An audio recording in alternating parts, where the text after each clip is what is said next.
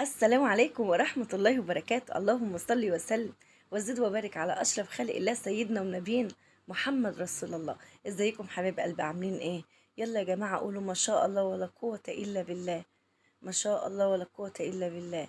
يا رب يا رب اصلح حال الجميع، يا رب يوفق الناس كلها ويفرح البنات كلها ويفرح كل العرايس ويستر كل البنات ويستر عروض الولاية كلها يا رب. اللهم امين يا رب العالمين.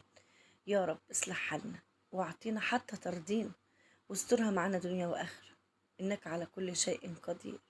آمين يا رب العالمين. والله بدعلكم من قلبي كل متابعين يكبر بخاطركم ربنا ويسعدكم ويفرحكم. وأي بنوتة بتتفرج عليا روحي إليها أحضر فرحك قريب. اعزميني انت بس وملكش دعوة. أنا عايزة أفرح، والله العظيم محتاجة أفرح. نفسي أفرح يعني. بص، أفرح فرحة يتعجب لها أهل السماء والأرض. المهم، ايه الشيري ده واخداكم بقى في محل انا انبهرت من كل اللي فيه. بص بقى يا جماعه، التصوير اللي انتوا هتشوفوه ده مش كل الفيديو، بس لو عجبكم قولولي وانا هنزل لكم الفيديو كله كامل كامل. خدكم جوله من اول المحل من بره لحد جوه في الاخر. تمام. اللهم صل على النبي، اللهم صل على النبي، على الحاجه وجمالها وشياكتها واناقتها.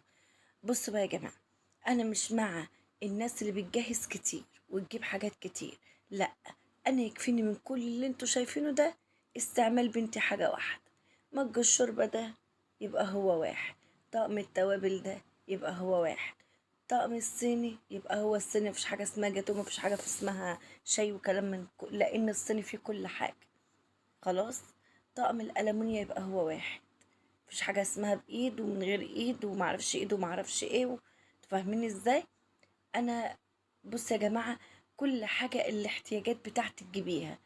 الشيرين هو في حد بيعمل كده؟ أيوة يا جماعة. والله الدنيا غلا والناس انكوت بالغلا. دلوقتي الله يكون في عون اللي بيعلم ويجهز ويأكل. الله يكون في العون، ربنا يعيننا على البت حبيب. والله كان جالنا حبة هدايا كده حلوين، الله يصلح حالهم يا رب ويجازيهم خير يا رب. المهم يا جماعة، عنت لها كل الحاجة، كل اللي جه أنا عنته لها. قلت يا شيرين يعني كده كده، يعني ايه، الدنيا غالة وزي ما انتوا شايفين كده. ايه اهو اللي جه خير وبركة، خير وبركة ودينا نعينه الحبيب. وقلت لها برضه حطهم في عينك يا حبيبي واعرف ان دي هدية وما بتنهداش الا للغاليين. قالت لي ماشي يا ماما. فالمهم عنتهم لا. هنا انا بوريكم المحل فيه كمية حاجات. حبيبة بتقول لي يا ماما انا عايزة اللي هو الكاتل اللي هو الازاز. قلت لها بس كده عنينا يا حبيبي، عنينا. هو برضو واحد يعني، مش حاجة اسمها يجي اتنين.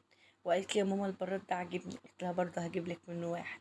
كل حاجة اجيب لها منها واحد، يعني حاجة واحدة واحدة واحدة كده ويبقى كده حلو. والله يا جماعة انا مش مع الناس اللي بتجيب كتير وتبهرج وتعمل.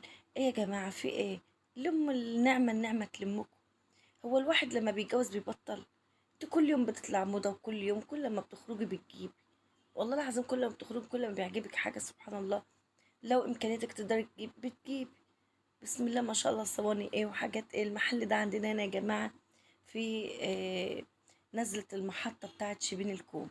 اول ما تنزلي من على المحطة في شبين الكوم، شبين الكوم يا جماعة، هتلاقي المحل ده قدامك كده على طول قدامك. يعني بصي لا تروحي لا كده ولا كده، هو في وشك كده على طول.